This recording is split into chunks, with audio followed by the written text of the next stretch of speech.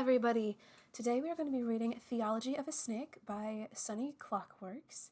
This is an SCP tale, by the way. This is going to be a version of the origin story for Alagadda. It is not the version. There are multiple versions of the origin story for this town. Also, if you want to know what that is, it's SCP-2264. Last but not least, gotta get into a disclaimer. I haven't put it on other videos except for the ones that I'm going to be posting very soon, but basically I am really focusing on SCP-2264 and also indirectly trying to tell a story with SCP-049. So, when it comes to the realm of the SCP Foundation, there is a lot of bad stuff happening to arguably good or bad people. So, as a result, if you do not want to listen to possible people getting hanged and people dying and blood and all that type of stuff, please do not listen any further. Also, I would suggest not listening to any of my other content because of that fact. Anyways, hope whoever you are, that you're having an amazing day, night, whatever it is. See you in the video. The other day, a man walked up to me and talked to me about his one true God. I told him that there was not one true God, for all gods were true if they were believed in. And if there was indeed one true God, it must be his belief that made it so, and framed the others as fairies and demons. But, in truth, gods were no different from demons or fairies, for they were all creatures created by our minds, merely under different titles. I told him that if he must worship, at least be like the Divites, who offer worship in exchange for God's services. And if he were to worship just because they were gods, it would indeed be foolish of him, for their power came from no other source but us. It is ourselves that we must believe in. The man was furious, and accused me of blasphemy, and claimed that his God would damn me to the underworld. But it is not the gods who damn us, but us who make and damn the gods. I have since come to realize that many were unaware of the nature of gods, of what fiendish, parasitic, pathetic creatures they are. They only latch on to us, for we are the children of the two dragons, and indeed harbor great power and potential. As a scholar of the Shy clan, it is my duty to impart such knowledge and let the truth of the gods be known. Thus, I offer a cautionary tale, and hope that some light can be shed through the act. After all, many would find stories more convincing than mere arguments. Long ago, in a place lost to time, lived a king who ruled his kingdom mercifully. Indeed, his land was not of the vastest, but its soils fertile and its harvest abundant. Rivers flowed constant and steady across the fields, never too much to create flood, or too little to cause drought. In the villages, people lived peacefully and harmoniously, young and old, well taken care of. The cities were likewise prosperous, booming with business and art. In the capital, where the king's palace sat, merchants from distant lands gathered after long journeys, selling exotic artifacts and exchanging eerie tales. At the palace, 4 lords served at the king's court, each knowledgeable and experienced in their own fields of governing. The kingdom knew little of war, for there were no other kingdoms around it, but an army was kept nonetheless. Honorable warriors that patrolled the safety of not only the royalties, but the normal citizens as well. Truly, the only odd thing about the kingdom was that its people worshipped no god and begged from no demon. They respected the king and adored the queen, but nothing more. Even the tales of the merchants, all those stories about beings and divine forces from other lands, did not change this. The concept of religion was simply alien to them. And, curiously, No demon or god had bothered with the kingdom. But this did not last. It was a night when the stars hanged high and the moon obscured that the queen gave birth to a prince, an heir to the throne. Yet the king was struck with only grief, for the queen gave her life for their son. For 100 days the king grieved and left the prince to the servants and the kingdom's responsibilities to the lords. He came back a sorrowful man, pale and gaunt, ridden with regrets. He no longer connected with his people, as his thoughts often went to his wife, who now lay cold under the ground. The kingdom was prosperous, yet not what it used to be. People avoided the palace and whispered unkind words about the royalties. But on the prince's first birthday, a person walked into the hastily assembled party. The warriors failed to stop them, and the servants merely gasped at their presence. It was an individual with strange beauty, who adorned a black silk robe, standing tall and proud. They stepped upon the court and accused the king of neglecting his people.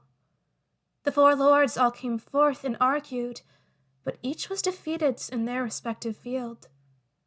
All their words fell pale. It was then that the king shot another glance at the stranger and asked for their way of solving the problem.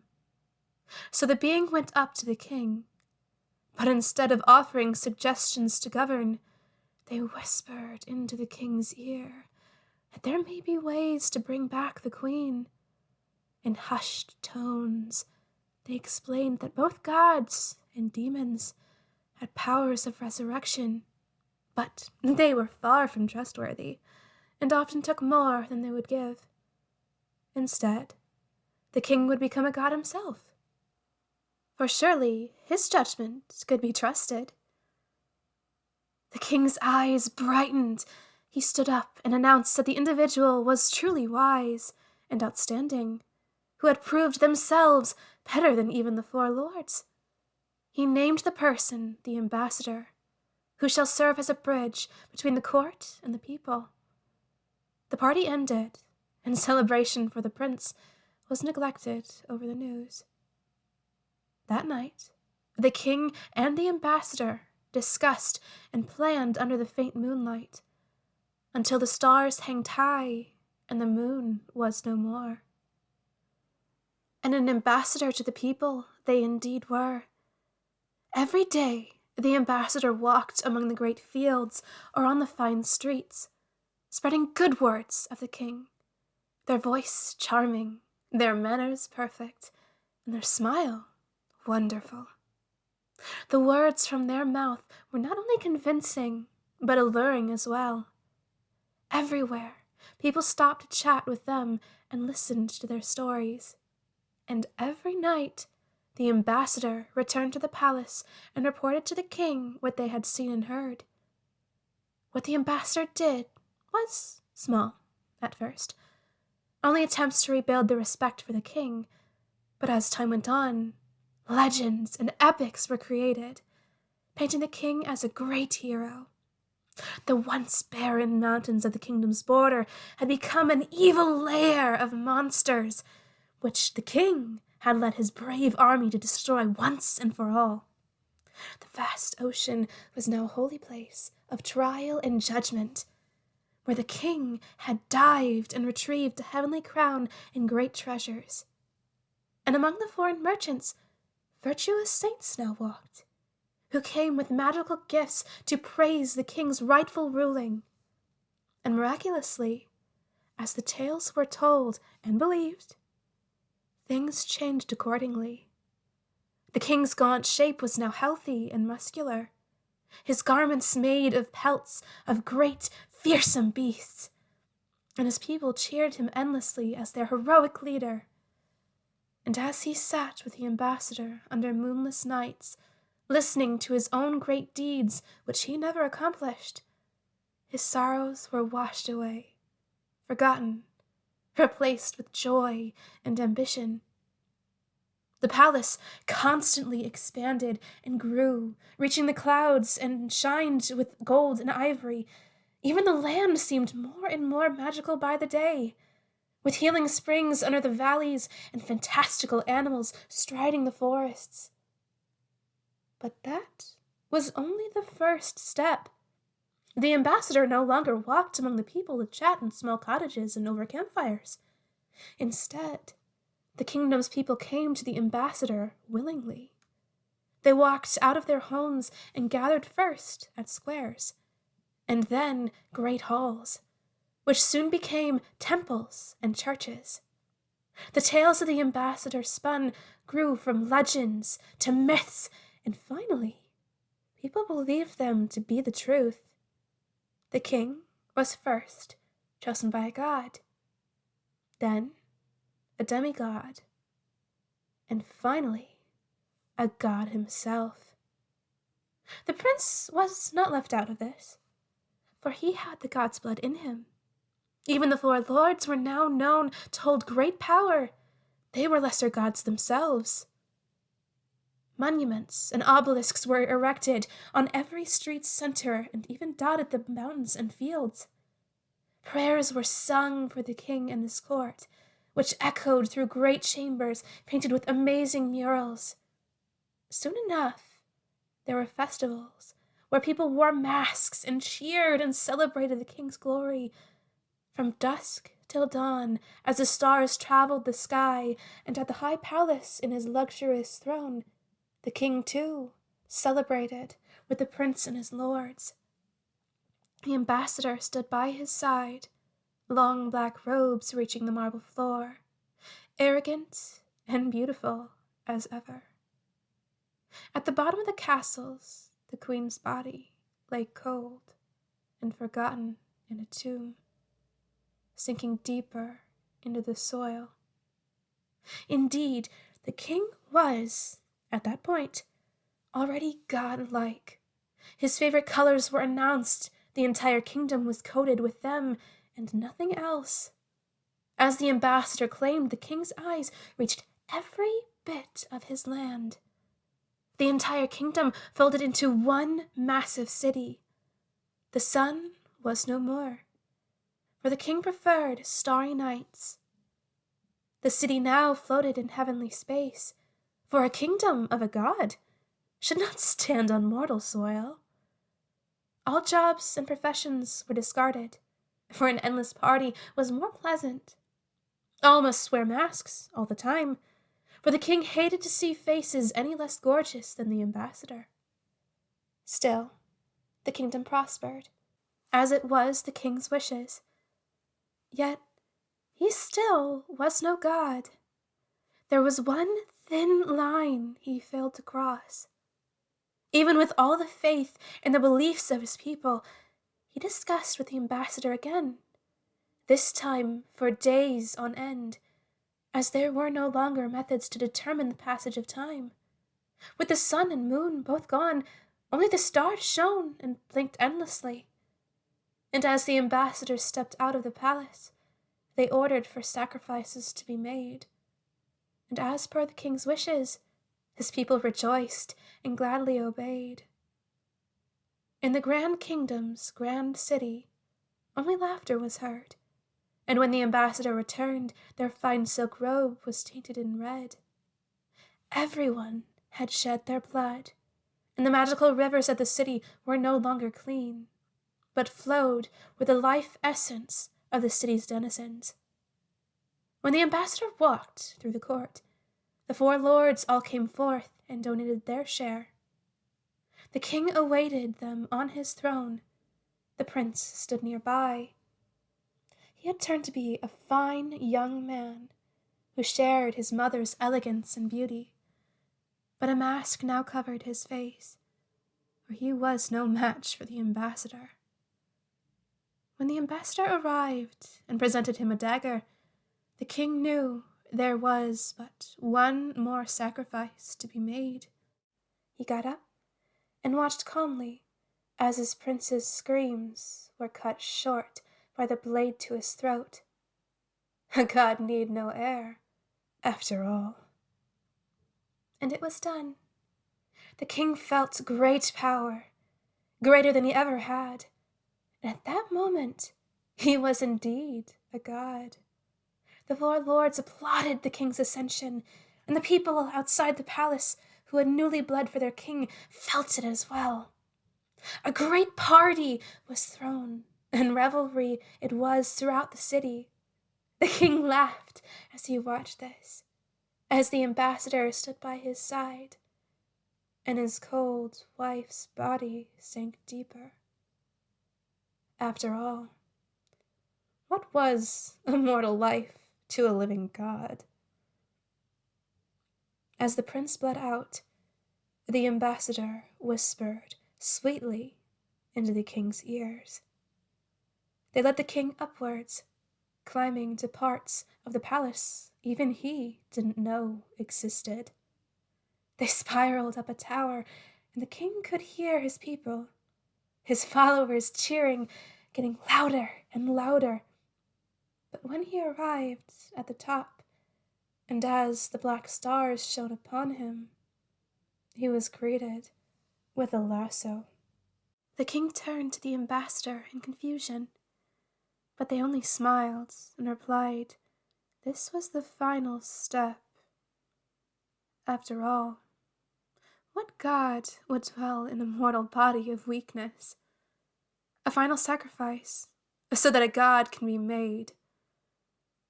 The king was shocked and refused to submit.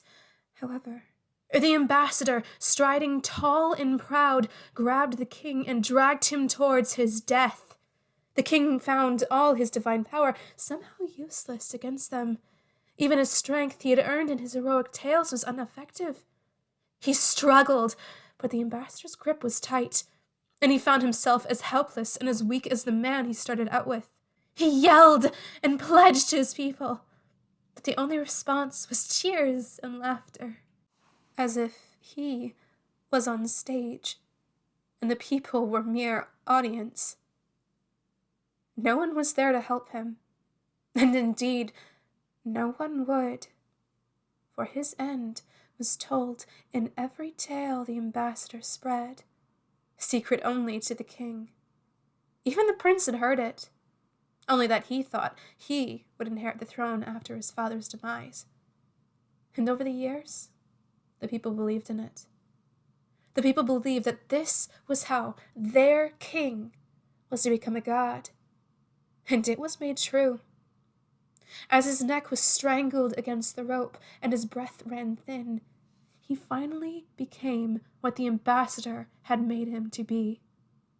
A god, but powerless in his own realm against a simple lasso. For 3 days the king was hanged. His blood streamed down from the high palace, and it seeped into every inch of the city. For 3 days he struggled and twitched and refused to go out. Yet all the sounds he made was drowned out by laughter of the ambassador and the applause of his own people. For 3 days his body grew colder and colder, until it was as dead as the queen, deep beneath the castle, until he was but an empty husk, a whole of his previous self. On the 4th day, the rope broke, and the king's shell of a body hit the ground, rope still around his neck. The new god stood up, stumbling and following the ambassador down to his court. There, the ambassador sat their king and god to his throne, now filled with spikes so that his empty body wouldn't slip and fall, so that he would sit there forever. The city rejoiced once more, this time never ending, as the 4 lords all kneeled and the ambassador stood as beautiful and proud as ever next to the hanged king. To this day, the city, or Alagadda as it is called, still floats in its own twisted realm, preying upon those who stumbled in.